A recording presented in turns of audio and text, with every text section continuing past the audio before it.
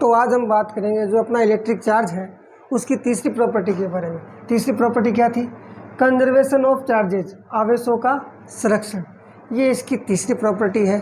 इसका हम स्टेटमेंट देखेंगे और उस स्टेटमेंट के अंदर जो वर्ड आएंगे उनको अलग अलग करके उसका पूरा मतलब चेक करेंगे कि उसका पूरा मतलब क्या है।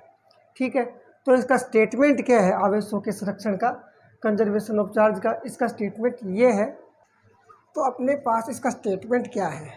अगर अपने पास कोई आइसोलेटेड सिस्टम है यानी कि कोई विलगित निकाय है तो उसके ऊपर जो नेट चार्ज है वो क्या रहेगा? कंजर्व रहेगा, यानी कि टोटल चार्ज कितना रहेगा? संरक्षित रहेगा, जितना है उतना ही रहेगा। और क्या बता रखा है? जो चार्ज होगा उसको हम ना तो क्रिएट कर सकते हैं और ना डिस्ट्रॉय कर सकते हैं। ना तो चार्ज को हम पैदा कर सकते हैं आवेश को, ना हम आवेश को नष्ट कर सकते हैं। चार्ज को हम क्या कर सकते हैं? खाली एक ऑब्जेक्ट से दूसरे ऑब्जेक्ट के अंदर ट्रांसफ़र कर सकते हैं। ये इसका स्टेटमेंट है। अब तो यहाँ पर ये जो टर्म आई है अपने पास आइसोलेट वाली, पहले इसकी बात कर लेते हैं। आइसोलेट का मतलब होता क्या है? यहाँ पर आइसोलेट सिस्टम है, हम सिर्फ आइसोलेट टर्म की बात करते हैं। मान लो अपने पास एक एप्पल बास्केट है, सेब की एक टोकरी है, उसके अंदर ढेर सारे एप्पल रखे हैं, ये ढेर सारे एप्पल है। अगर इनमें से ये वाला कोई एक एप्पल ख़राब हो गया, अपना रोटेट हो गया, ख़राब हो गया, तो क्या करते हैं हम? ख़राब हो गया तो क्या होता है? हमें पता है ना कि धीरे धीरे एक एप्पल अगर ख़राब है तो बाकी के एप्पल जो है धीरे धीरे सड़ने शुरू हो जाते हैं। अगर एक सड़ा हुआ है तो बाकी के भी धीरे धीरे सड़ने शुरू हो जाते हैं। तो उस सड़न से बचाने के लिए हम क्या करते हैं? इस एप्पल को यहाँ से निकाल करके अलग कर देते हैं। इसको यहाँ से निकाल करके हमने अलग कर दिया तो क्या हो गया? अब ये वाले जो एप्पल है वो ख़राब नहीं होंगे ना, मतलब इसको हमने इससे सेपरेट कर दिया, पृथक कर दिया। अब ये, और सेपरेट कितना किया है? ये नहीं कि इसके पास ही ध्यान रख दिया, इतना कर दिया है कि इसका जो अपने पास सड़ा हुआ एप्पल है, ख़राब जो एप्पल है, सड़ा हुआ एप्पल, उसका और जो अच्छे वाले एप्पल है उनके बीच में किसी भी प्रकार का कोई ट्रांजैक्शन, कोई एनर्जी ट्रांसफ़र ना हो, कोई इसके अंदर से कोई कीटाणु इसमें ना जाए, कोई इसका मैटर इसके अंदर ना जाए। ठीक है ना? इतना हम इसको सेपरेट कर देते हैं कि इनके बीच में किसी भी प्रकार का कोई ट्रांजैक्शन ही ना हो। तो इसको हमने क्या बोल दिया? ये जो एप्पल हमने इसको इससे अलग कर दिया है, इसे हम बोलते हैं आइसोलेट करना। मतलब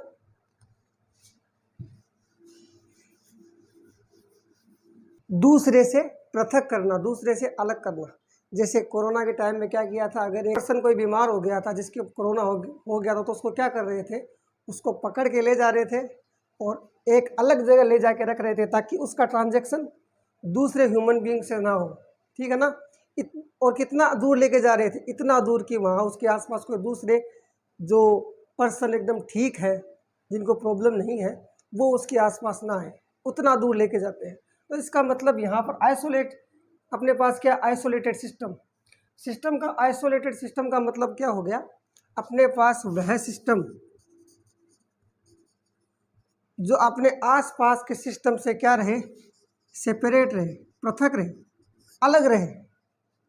मतलब इसके आसपास जो भी सिस्टम होगा उससे उसका किसी भी प्रकार का कोई ट्रांजैक्शन नहीं होगा, ना कोई एनर्जी का, ना किसी पार्टिकल का, ना किसी मैटर का। ठीक है? तो बाहर की सराउंडिंग में जो भी इसके पास सिस्टम अलग से दे रखे हैं उनका और उनके बीच में कोई भी ट्रांजैक्शन नहीं होगा। ठीक है? अगर अपने पास ये दो ए और बी कोई ऑब्जेक्ट है, इनसे मिलकर बना कोई सिस्टम है, अगर मैं इसके ऊपर इंसुलेटेड वॉल लगा दूं तो इसके अंदर जो भी एनर्जी है इसको मैं बंद कर दिया, एक या मान लो चाहे लकड़ी के डब्बे में बंद कर दिया पूरा पैक, तो ये बाहर किसी से भी ना तो कोई एनर्जी लेंगे, ना एनर्जी देंगे, ना इसमें से कुछ पार्टिकल बाहर जाएगा या बाहर वाला कोई पार्टिकल इसके अंदर आएगा। यानी कि ये एकदम से क्या हो गए? सेपरेट हो गए। ठीक है? और यहाँ पर अपने पास जो टर्म आ रही है टोटल चार्ज इज कंजर्व्ड, यानी कि ये कंजर्वेशन वाली जो टर्म आ रही है इसकी हम बात करते हैं। कंजर्वेशन का मतलब क्या हो गया? संरक्षण का मतलब कि कुछ भी ऐसा जो चेंज ही ना हो। जैसे यहाँ पर अपने पास बोल रहे नेट चार्ज इज कंजर्व्ड, यानी कि उसका नेट चार्ज चेंज ना हो, उतना ही रहे। तो इसका मतलब एक तरीके से क्या हो गया? ये कांस्टेंट रहेगा। इसका मतलब यही है, कुछ भी जो कांस्टेंट रहे या फिर उसके अंदर क्या ना हो, किसी भी प्रकार का कोई परिवर्तन ना हो। और यहाँ पर हम किसकी बात कर रहे हैं, नेट चार्ज की, तो उसका नेट चार्ज बिल्कुल भी परिवर्तित ना हो, जितना है उतना ही रहे। पता चल गया आइसोलेटेड सिस्टम क्या है, कंजर्वेशन का मतलब क्या है। तो स्टेटमेंट क्या है कि किसी भी अपने पास जो आइसोलेटेड सिस्टम है उसका जो हमेशा टोटल चार्ज, पूरे सिस्टम का चार्ज, पूरा चार्ज हमेशा क्या रहेगा, कंजर्व रहेगा, कांस्टेंट रहेगा, जितना है उतना ही रहेगा। अब एग्जांपल के रूप में मान लो मैंने क्या ले लिया, मेरे पास कोई भी दो ऑब्जेक्ट है, ये ए है, ये बी है, और इन दोनों से मिलकर बना अपना एक आइसोलेटेड सिस्टम है, ठीक है। और प्रारंभ में मैंने बोल दिया इसके ऊपर कोई चार्ज नहीं है, ठीक है, इसके ऊपर कोई चार्ज नहीं है, मतलब ये न्यूट्रल है, ए बी, और बी भी न्यूट्रल है। जितना इसके अंदर प्रोटॉन है उतना इलेक्ट्रॉन है, जितना इसके अंदर प्रोटॉन है उतना, मतलब इसके ऊपर चार्ज अगर Q1 है कितना, 0, इसके ऊपर चार्ज अगर Q2 है कितना, 0, तो इस पूरे सिस्टम का नेट चार्ज कितना हो जाएगा, Q1 प्लस Q2 बराबर 0। तो यहाँ से अपने पास इसका नेट चार्ज आ गया। अब हम क्या करते हैं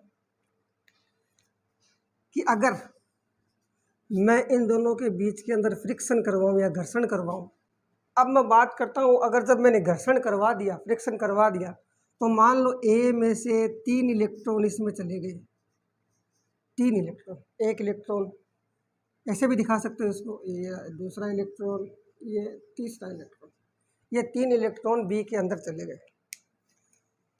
तो बी जो आपका अपने पास ऑब्जेक्ट है, जो इलेक्ट्रॉन ले रहा है उसके ऊपर क्या आएगा, उतना ही पॉजिटिव चार्ज। ये इसने लिया है तो ये पॉजिटिव, ये चार्ज पॉजिटिव चार्ज, इसका पॉजिटिव चार्ज। तो इस बी के ऊपर, जिसको हमने किससे दिखाया था, इसमें Q2 से, यहाँ दिखा देंगे Q2 डैश से, कितना है इसके अंदर चार्ज, 1 2 3, पॉजिटिव चार्ज है 3 पॉजिटिव चार्ज आ गए। और ऐसे ही इसने इलेक्ट्रॉन दिए हैं, कितने दिए हैं, ये इलेक्ट्रॉन दिया तो यहाँ पर नेगेटिव चार्ज, ये दिया तो यहाँ पर नेगेटिव चार्ज, ये दिया तो यहाँ पर नेगेटिव चार्ज, क्योंकि इलेक्ट्रॉन निकला है, निकलता है उस पर क्या आता है, नेगेटिव चार्ज। और हम बोल देते हैं, मान ला इस ऑब्जेक्ट को हमने किससे दिखाया था, Q1 से, तो यहाँ दिखा देते हैं Q1 डैश इसके ऊपर चार्ज है, और कितना, -3। तो ये तो था बिफोर फ्रिक्शन, ये है आफ्टर फ्रिक्शन, घर्षण के बाद, ठीक है। तो घर्षण के बाद क्या हो गया, इसके अंदर हमने क्या देखा, इस पूरे सिस्टम का, जो हमने पूरा सिस्टम ले रखा है, उस पूरे सिस्टम का नेट चार्ज कितना है, इस पर नेट चार्ज कितना होगा, Q1 dash plus Q2 dash, कितने पास Q1 डैश कितना है, -3, और Q2 डैश कितना है, ये अपने पास है +3। अपने पास कितना हो गया, ये दोनों कैंसिल हो गए, कितना बचा अपने पास, 0। तो अपने पास यहाँ से नेट चार्ज कितना आया, जिसको हम Q डैश से दिखाएंगे, 0। तो जितना चार्ज घर्षण के बाद में टोटल चार्ज है, उतना ही घर्षण से पहले टोटल चार्ज, यानी कि नेट चार्ज की बात कर रहे हैं हम, नेट चार्ज की कितना है, 0 ही है, कॉस्ट जितना है उतना ही रहा है, ना तो कम हुआ है ना ज़्यादा हुआ है। तो यहाँ से अपने को क्या पता चल गया कि जो भी अपने पास आइसोलेटेड सिस्टम होगा उसका नेट चार्ज हमेशा क्या रहेगा, कंजर्व रहेगा। ये तो कंप्लीट हो गई। अब पहले, इससे पहले हम ये लाइन देखते हैं क्या, कि चार्ज को केवल हम ट्रांसफ़र कर सकते हैं एक ऑब्जेक्ट से दूसरे ऑब्जेक्ट के अंदर। तो देखो इसके अंदर ये जो पॉजिटिव चार्ज आया है, ये कहाँ से आया है, ये जो इलेक्ट्रॉन है कहाँ से निकला है, यहाँ से निकला है, इधर गया है। फिर ये जो पॉजिटिव चार्ज है, ये यहाँ से निकला है, इधर गया है, मतलब एक में से इलेक्ट्रॉन निकला है और दूसरे के अंदर गया है। तो चार्ज कौन लेके जाता है, इलेक्ट्रॉन। तो जो चार्ज है वो एक से दूसरे के अंदर ट्रांसफर ही तो हुआ है, यहाँ से इसके अंदर चार्ज ट्रांसफ़र हुआ है, पैदा थोड़ी हुआ है, ये पैदा नहीं हुआ है, सिर्फ ट्रांसफ़र हुआ है। पता चला कि चार्ज को हम केवल ट्रांसफ़र कर सकते हैं, और जो चार्ज है नेट चार्ज, देखो कांस्टेंट है ना, तो और जो चार्ज है उसको ना हम क्रिएट कर सकते हैं ना डिस्ट्रॉय कर सकते हैं, किसके अंदर, आइसोलेटेड सिस्टम, ठीक है।